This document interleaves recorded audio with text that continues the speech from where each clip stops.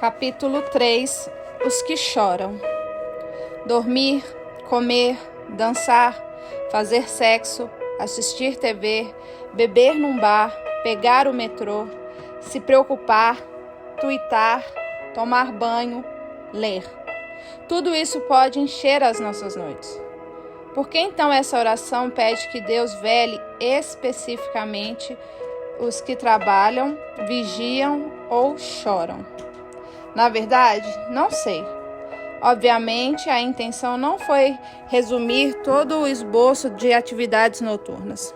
Porém, essas palavras me moldaram em toda a sua gloriosa simplicidade. Ao fazer essa oração noite após noite, trabalhar, vigiar e chorar, começou a representar não apenas o que podemos fazer à noite, mas como nós movemos fielmente num mundo em que é tão fácil nos ferir. Essas palavras se tornaram uma firme treliça sobre a qual cresceu o meu entendimento de como suportar o mistério da Teodiceia. Jesus respondeu às trevas trabalhando, vigiando e chorando. E nos juntamos a Ele para fazer o mesmo. Vamos começar com o último: chorar. As adversidades da minha vida não são fora do normal. As minhas experiências de perda e angústia são ordinárias. Claro que eu poderia reclamar, e de vez em quando reclamo mesmo. Já passei por decepções e lutos, até alguns traumas, e entrei e saí de sessões de terapia para lidar com a dor da infância e frustrações do presente. Contudo, eu também tenho muito pelo que posso agradecer. Eu cresci com pais que se importavam comigo. Eu tenho um diploma de graduação. Eu nunca me perguntei se teria a próxima refeição. Eu adoro os meus filhos. Eu sou relativamente saudável. Eu sou amada por quem eu amo. A minha vida é boa. Mesmo no difícil ano de 2017, eu sabia que a minha tristeza não era incomum. Quase todos nós passamos pela perda de um dos pais.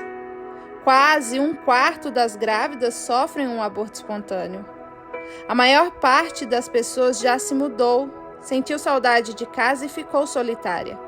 Porém, saber que essas experiências são comuns não diminui a dor quando passamos por elas. Pela maior parte da minha vida, com minha criação texana e meu temperamento, eu pensei que as bênçãos da minha vida me desqualificavam para falar muito sobre o luto. Poderia ser pior. Era o lema da minha família. O meu pai, que foi pobre quando criança e conheceu as dificuldades que eu não conheci, frequentemente dizia: eu ficava triste de não ter sapatos até que vi um homem sem pés. Então, ele faria uma pausa, sorriria e diria: então eu peguei os sapatos dele. Ele não precisava, ele não tinha pé. Meu pai também diria: já tive cortes piores nos meus lábios, mas sempre continuei assoviando. Isso era uma lenda na minha família. Não havia um dano terrível demais para não invocar a exortação do meu pai de: continue assoviando. Ossos quebrados, acidentes, cirurgias, o meu pai deve ter sofrido um corte horripilante nos lábios porque ele sempre tinha um corte pior do que qualquer ferida que apresentássemos.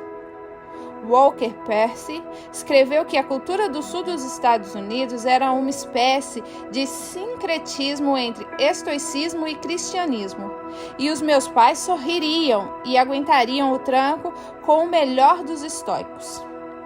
Eu não acho que isso é totalmente ruim. Numa cultura que cada vez mais se compromete a lamber cada ferida, há uma profunda sabedoria em saber nomear o que tem de bom e direito na vida. Continuar andando mesmo com os obstáculos, manter uma perspectiva mais ampla, encarar as dificuldades nos olhos e sorrir. Porém, o lado ruim dessa resistência à dor é que não aprendemos a lamentar sofrimentos e perdas ordinárias. Os fardos comuns, mais ainda pesados, que carregamos todos os dias. Uma vez que alguém tivesse passado por algo pior, o que é sempre verdade, eu sentia que não era permitido ficar triste, chorar e lamentar. Por um bom tempo eu pensei que as únicas pessoas com a permissão de se lamentar, ao menos publicamente e sem restrições, eram as que enfrentavam tragédias sem precedentes. O resto simplesmente se empurrava para frente com suas tristezas comparativamente pequenas, só continuando assoviando. Eu também pensava que o luto era uma estação, algo trágico pelo qual você passa. As pessoas perdem um ente querido e então por 1 ou 2 anos elas ficam de luto. Certamente há estações específicas de profundo luto. O luto, em parte, é uma resposta às intensas perdas de nossa vida. Há tempo de chorar, mas a forma como eu entendo o luto mudou. Eu passei a ver o luto como parte da experiência cotidiana de ser humano num mundo que é ao mesmo tempo bom e cruel. Nesse sentido, o luto é uma constante para nós. Ele é a resposta certa e realista para as nossas vulnerabilidades. Eu não defino mais o luto como simplesmente a resposta à tragédia. O luto é ordinário. Todos nós passamos por luto, todos os dias, de uma forma ou de outra. Todos carregamos dores e perdas, pequenas frustrações e memórias perturbadoras. Eu provo pontadas de angústia mesmo quando as coisas estão muito felizes. Quando meus filhos alegremente pulam em cima de mim cedo na manhã e me envolvem em seus braços, eu me sinto num pequeno paraíso. Porém, mesmo aí, há certas partes do meu cérebro que contemplam o lado ruim. Espera, isso logo vai acabar. As flores murcham, a grama seca. Tudo que você ama é passageiro. Eu ainda sinto uma profunda alegria nesses momentos. A vulnerabilidade e a perda não extinguem isso. Eu não me sinto exatamente num luto. E, na maior parte das vezes, eu continuo com meu dia comum, mal notando a tristeza. Eu preciso me levantar e ajudar a arrumar as crianças para a escola. Contudo, o luto sempre está ali, se esgueirando silenciosamente pelos cantos de qualquer cômodo como um macabro animal de estimação. As nossas vidas brilhantes e resplandecentes, nossas explosões de alegria, nossas realizações e nosso amor sempre são contornados pela sombra da morte. Há momentos em que a tristeza acelera e se aguça, imponente e inevitável. E há tempos em que ela se retrai, mas ela continua sendo o ruído de fundo de toda a experiência humana. Como pastora, eu vejo isso todas as semanas. A quantidade de dor sofrida até pelas pessoas aparentemente mais felizes me arrepia. Eu olho para as pessoas da minha igreja durante o culto e sei a história de cada uma delas. Tem aquela mulher maravilhosa que parece já estar com a vida feita, mas o seu querido filho está viciado em drogas e ela vive sabendo que o seu amor não é suficiente para salvá-lo. Ali está um homem cuja família parece perfeita. Ele ainda se contorce com a dor de um pai que ele nunca conseguiu agradar. Ali tem uma mulher com uma carreira invejável. Ela quer muito ter um filho e já nem sabe quantas vezes perdeu uma gravidez. A minha congregação é bela e ordinária, mas a cada domingo há tristeza o suficiente ali para calar os céus. Eu conheço uma diretora espiritual que começa cada uma de suas sessões com 5 a 10 minutos de silêncio. Ficar ali sentado em silêncio é uma nova experiência para muitos. E segundo ela, durante esses minutos quase todo mundo que ela conhece começa a chorar. Na maioria das vezes, eles ficam sem palavras para explicar o porquê. Mas nessa tranquilidade vazia, a tristeza emudecida que cada um carrega se derrama de seus olhos. É claro que a realidade persistente do luto não significa que nós sentimos tristes o tempo todo. O luto é tão parte de nós quanto o nosso sistema circulatório ou nosso sobrenome. Mas somos pessoas complexas e podemos e vamos ter tristezas e lutos juntos porque ambos testemunham a verdade. Graças a Deus, mesmo no mundo ferido, ainda provamos glória, aventura, extravagância e até euforia. Então, o que precisamos fazer? Para começar, precisamos aprender a chorar. Isso não é algo natural para a maioria de nós. Precisamos nos permitir notar, admitir e experimentar a tristeza. E nós resistimos a isso de todas as formas, como indivíduos, como cultura e como igreja.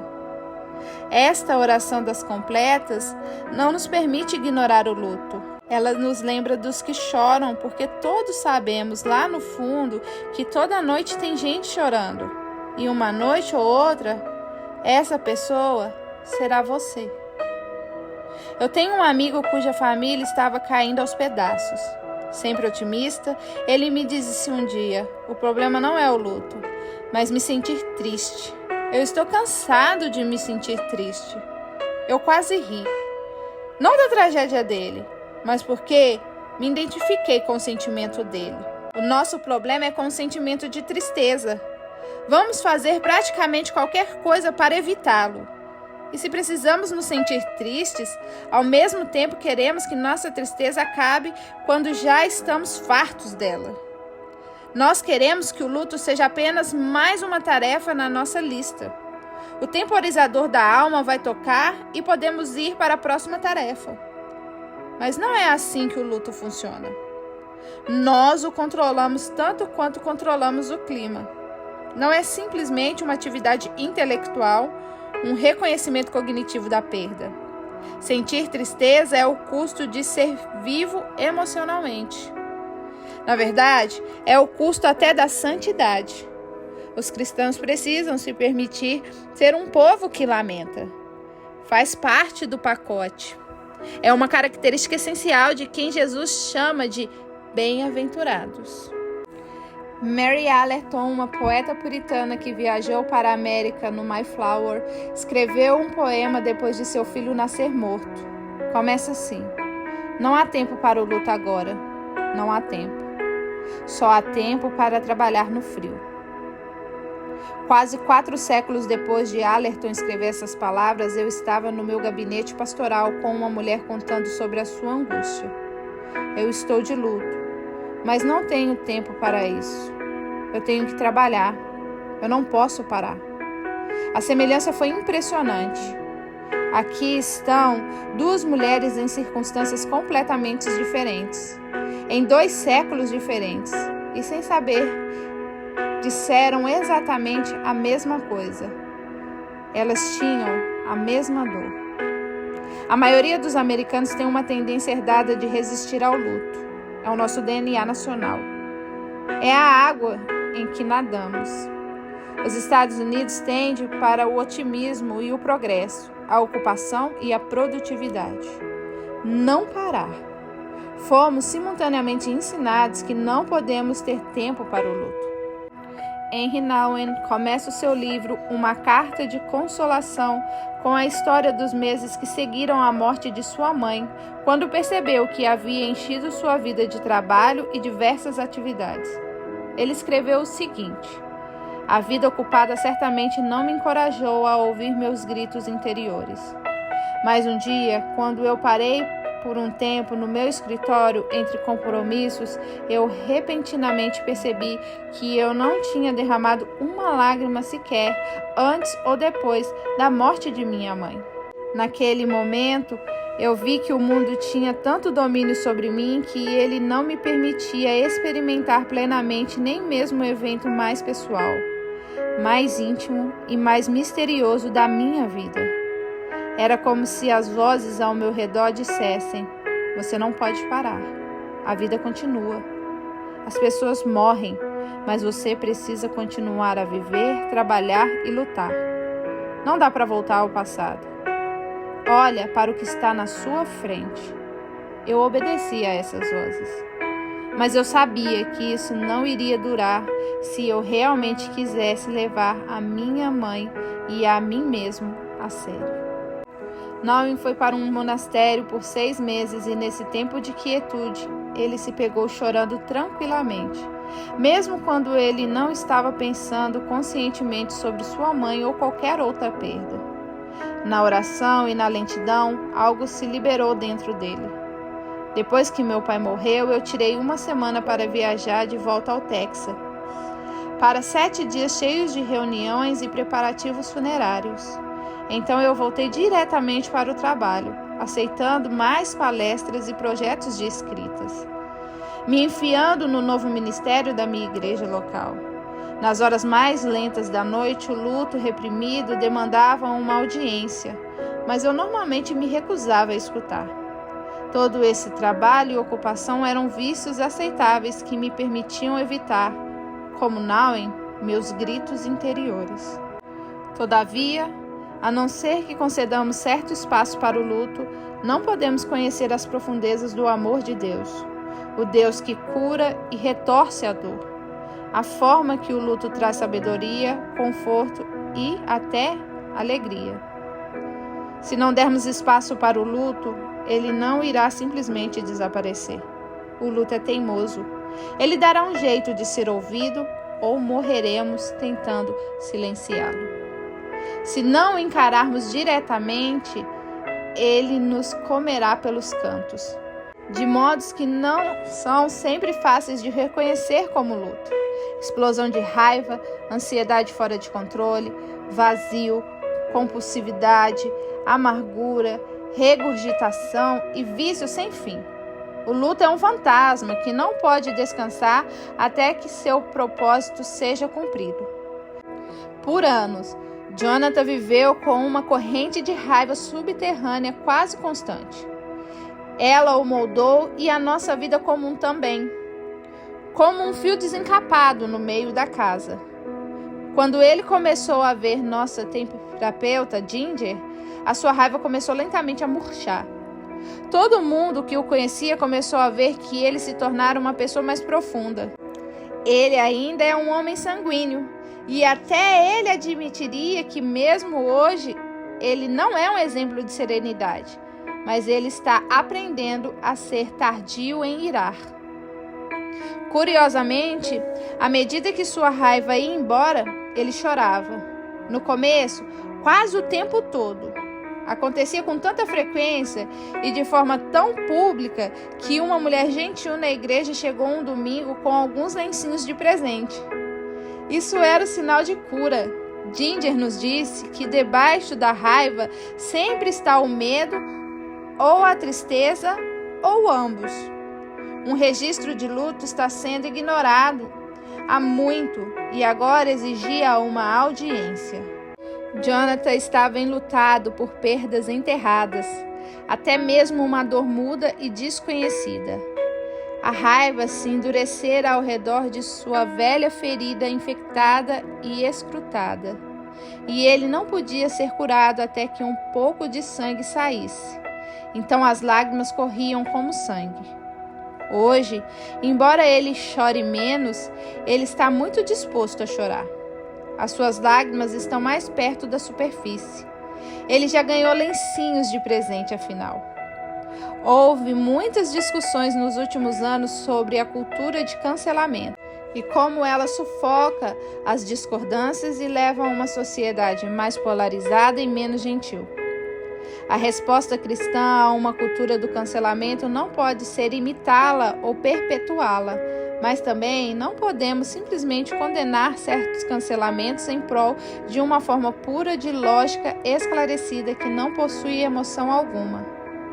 Realmente há muitos com que se chatear, diversas perdas para chorar e bastante para se lamentar.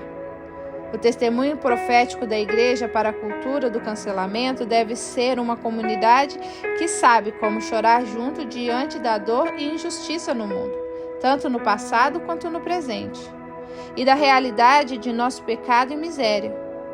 Precisamos aprender a ouvir ao medo e à tristeza debaixo da raiva cuspida pelas pessoas na forma de acidez política e veneno digital. Depois que meu primeiro livro sobre a vida ordinária foi publicado, eu fiz oficinas com pessoas de todo o país explorando como gastamos nossos dias, nosso tempo, nosso trabalho, nossos hábitos e nossas práticas. Eu também perguntava às pessoas o que elas normalmente faziam quando se sentiam ansiosas, solitárias ou tristes. Mais de uma vez eu percebi como nos acostumamos a somar distrações anestesiantes quando sentimos dor, ao invés de aceitar o desconforto da nossa vulnerabilidade. Corremos para o álcool, trabalho, redes sociais, filmes, entretenimento e até debates políticos. Nenhuma dessas coisas são ruins em si mesmas. Essas pessoas com que conversei não tomavam heroína toda vez que tinham um dia ruim. Porém, ainda assim, elas me disseram de centenas formas diferentes que não tinham tempo para o luto. Se não queremos uma cultura de cancelamento, não podemos trocar por uma simples cultura racional ou uma cultura distraída ou anestesiada ou ocupada. Precisamos aprender a ser uma cultura de lamentação.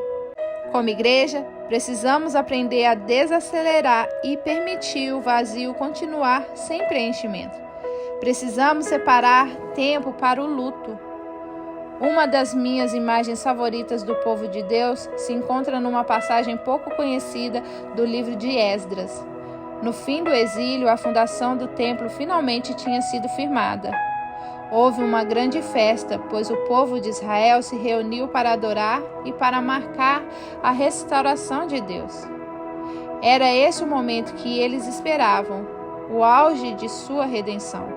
Contudo, como Esdras nos conta, mas muitos dos sacerdotes, dos levitas e chefes de famílias mais idosos que tinham visto o primeiro templo choraram bem alto quando viram o lançamento dos fundamentos deste templo.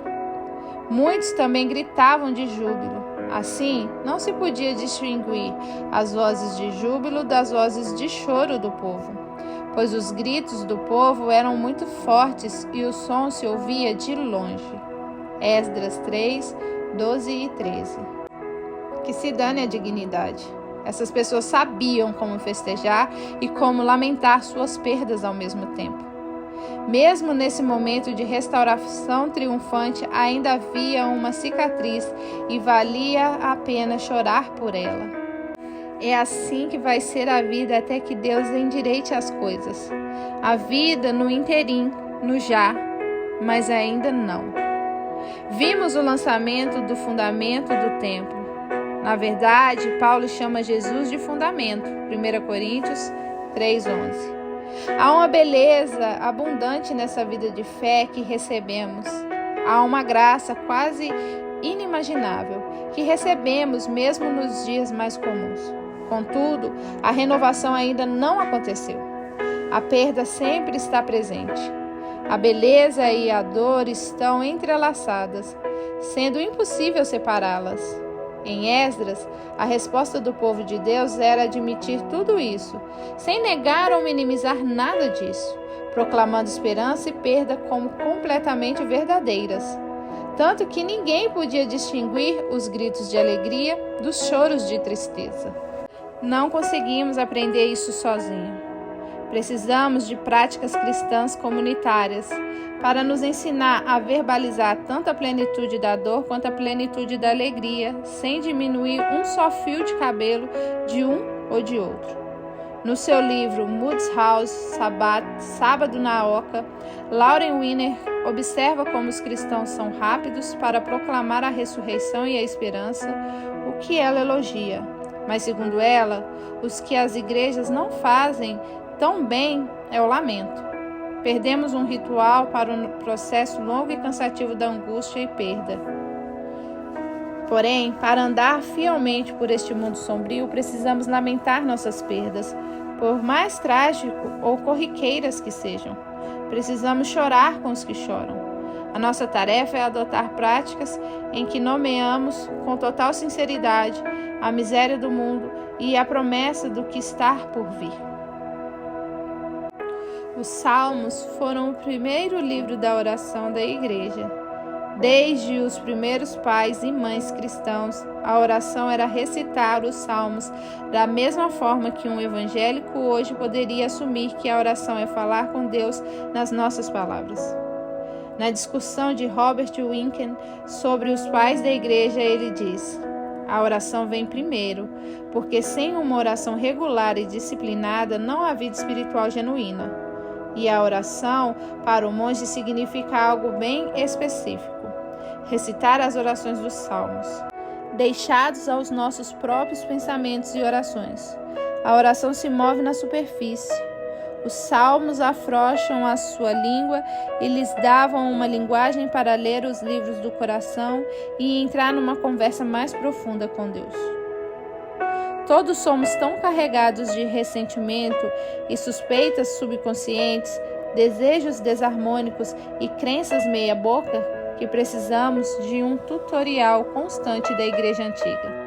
Nossos irmãos e irmãs mais velhos que podem nos ensinar a ler o livro do coração. A orar os salmos ano após ano, por milênios, em quase todas as línguas e em todos os lugares da terra, a Igreja aprendeu a permanecer viva para cada desconfortável e complexa emoção humana. Aprendemos a festejar e aprendemos a lamentar. João Calvino chamou os salmos de a anatomia de todas as partes da alma. Ele disse que não há emoção humana que qualquer um encontre em si cuja imagem não seja refletida nesse espelho. Todos os lutos, tristezas, medos, enganos, esperanças, cuidados, ansiedades, em suma, todas as emoções perturbadoras com as quais a mente dos homens acabam se agitando. O Espírito Santo retratou com exatidão aqui. Os salmos são dramáticos. E a vida, mesmo a vida ordinária, é dramática, encharcada de significado, cheia de glória, beleza e profunda dor. O filósofo D.C. Schindler chamou a vida contemporânea de uma fuga da realidade. A tentativa de abafar o eu por meio da tecnologia, conforto e distração das tristezas e dos dilemas de nossas vidas. Somos tentados por quase cada tendência de nossa cultura a formar nossas vidas para que não haja tempo para o luto, mas apenas o ritmo opaco de consumo, anestesiando nossa agonia, mas junto com ela, nossa alegria, deslumbre e anseios. Os salmos nos chamam de volta para as profundezas dramáticas da realidade. Com o passar do tempo, a prática de orar os salmos nos ensina tanto a chorar quanto a rir, e nos ensina sobre o que chorar e rir. O teólogo J. Todd Billings escreveu que Agostinho via os salmos como a forma de Deus remodelar nossos desejos e percepções para que aprendêssemos a lamentar as coisas certas e nos regozijar com as coisas certas. As nossas emoções são boas, elas são dádivas de Deus que nos apontam para a verdade. As nossas emoções podem ser desviadas e egocêntricas. A oração nos convida a trazer todo o nosso eu, em toda a sua gloriosa complexidade, a Deus, que nos conhece melhor do que jamais conheceremos. Historicamente, a Igreja considera os salmos medicinais. Eles nos curam. Eles nos ensinam a como sermos plenamente humanos e plenamente vivos. Assim como um médico prescreve amoxicilina para sinusite, os pais da igreja prescreviam meditação e repetição de salmos específicos para males espirituais específicos. Atanásio disse que qualquer que seja a necessidade ou problema particular a partir deles, os salmos, você pode selecionar uma forma de palavra que se encaixe de modo que você aprenda como remediar a sua dor. Os salmos de lamento, tanto os coletivos quanto os individuais, são os tipos mais comuns de salmos no saltério. Eles verbalizam frustrações, raivas, tristezas, dor, desorientação profunda e perda. Se o nosso culto público expressa apenas uma confiança inabalável, ousadia, vitória e avivamento, estamos aprendendo a ser menos honestos com Deus do que a própria Escritura. Como o primeiro livro de oração, os salmos fornecerão o padrão de oração para todo tipo de oração desde então, e suas orações são variadas e multifuncionais, como a nossa experiência humana. O lamento é uma expressão de tristeza. Aprender a lamentar é aprender a chorar. Mas é mais do que isso. Nos salmos de lamento, o salmista cobra as promessas de Deus para o próprio Deus. O Salmo 44, por exemplo, começa com uma perplexidade total, lembrando a Deus como ele cuidou do seu povo no passado e lhe perguntando por que ele parecia não estar ajudando mais. Desperta, por que dormes, Senhor? Desperta, não rejeites para sempre. Por que escondes o rosto e esqueces da nossa miséria e da nossa opressão? Salmo 44, 23 e 24. É melhor vir a Deus com palavras duras do que continuar longe dele, nunca verbalizando nossas dúvidas e frustrações. Melhor se irritar com o Criador do que fumegar uma devoção polida. Deus não repreendeu o salmista. Ao longo dos salmos, ele nos incentiva a falar com ele sem filtros. Contudo, para deixar as coisas mais difíceis, a maior parte de nós não só vive uma cultura que se inoculou contra o lamento, como também vive numa cultura em que é fácil presumir que sabemos mais do que Deus. Somos ensinados de várias formas sutis que nossos sentimentos e experiências são o centro da realidade. Isso é cultivado em nós de maneira grande e pequena, todos os dias. Uma propaganda de jeans no rádio proclama: "Eu falo a verdade com a minha Calvin". Essa mensagem constante nos reduz a meros agentes de nossa autoexpressão e identidade curada. O que pensamos, o que sentimos, o que queremos, o que compramos. Começamos a nos aproximar de Deus apenas para julgar a Ele e as suas ações segundo nossas preferências e supostas verdades. Esperamos que Deus nos convença que Ele é um acessório útil em nossos projetos de autocriação. Desse modo, bem sutil, nos aproximamos de Deus num lamento honesto, mas como clientes insatisfeitos. Deus não nos dá o que queremos. Ele não tira a dor deste mundo e, para ser sincera, Ele é lento demais. Não estamos contentes com o trabalho que Deus está fazendo e o cliente sempre tem razão no final. Esses impulsos culturais concorrentes de varrer a dor para debaixo do tapete da distração ou da falsa piedade, por um lado, é exigir que Deus faça do nosso jeito e lhe julguemos por nossos padrões. Pelo outro, nos deixam com um nó cego. Como nossas dúvidas honestas e luto não se tornam uma incredulidade rebelde, um instinto comercial de que Deus nos deve algo ou uma espécie de juízo consumista do desempenho de Deus, como se estivéssemos dando ao Criador do cosmos menos de 5 estrelas. Mas os salmos de lamento não servem simplesmente para desabafar nossas reclamações contra um Deus de baixo desempenho. Billings continua: pelo Espírito, trazemos nossa raiva, medo e luto perante Deus a fim de que possamos ser vistos por Deus. E ser visto por Deus leva à transformação. O lamento não é um ato de autoexpressão ou de exorcizar a dor. Ele nos forma e cura. Os salmos expressam cada emoção humana, mas, recitados vez após outra, nunca nos deixam simplesmente como estamos. Eles são um remédio forte. Eles nos mudam. A transformação efetuada não é converter nossa tristeza em felicidade.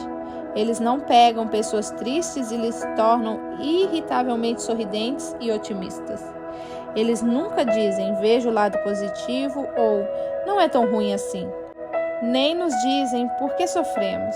Pelo contrário, eles afirmam nossa visão no amor de Deus por nós e nos ensinam a localizar a nossa dor e anseio no drama eterno de Deus.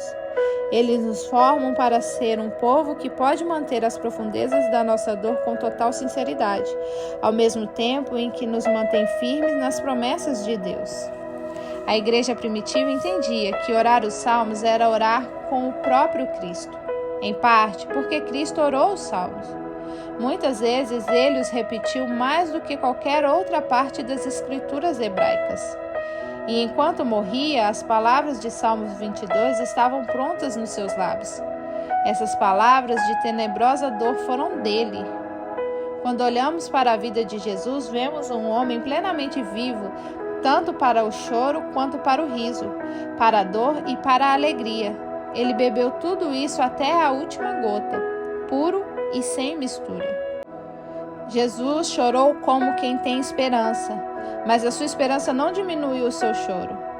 Quando seu amigo Lázaro morreu, Jesus sabia que ele estava prestes a ressuscitá-lo novamente, mas ele ainda tinha tempo para o luto.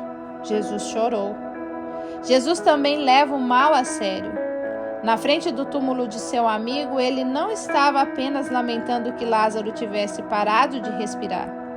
Ele estava olhando para as trevas profundas do que o teólogo Thomas Long chama de morte com M maiúsculo. Naquele momento, Jesus não viu somente o fim do físico da vida de um amigo, mas toda a realidade do sofrimento humano. A longa noite que todos nós precisamos passar neste mundo perdido e miserável. E ele a odiou. Ele odeia a morte, o poder do pecado e das trevas no mundo, o poder de cada traição, grande ou pequena, o poder do abuso, da apatia, do ódio, da violência, do genocídio, da injustiça. Embora Jesus tenha ressuscitado seu amigo dentre os mortos, não foi suficiente para suprir o poder da morte com um M maiúsculo. Lázaro morreria de novo. Lázaro ainda viveria num mundo cruel de luto, vulnerabilidade e frustração. Jesus olhou para a grande escuridão e se enfureceu. Ele olhou para a morte nos olhos e, comovendo-se profundamente outra vez, João 11:38, ele chorou das profundezas do seu ser. As escrituras usam uma frase grega estranha aqui, que invoca uma imagem muito bizarra e baixa de um cavalo bufando. O luto de Jesus transbordou sendo poderoso e bruto, quase animalesco. Jesus chorou novamente quando contemplou a cidade de Jerusalém. Em meio às lágrimas, ele disse: "Quantas vezes eu quis ajuntar teus filhos, como uma galinha junta os seus filhotes debaixo das asas, e não quisestes." Mateus 23:37. Aqui ele chora, não por fúria com a morte, mas pela tristeza de um amor não correspondido. É uma imagem profundamente maternal. Jesus anseia juntar os filhos, cobri-los na segurança e intimidade de seus braços, mas eles se recusam.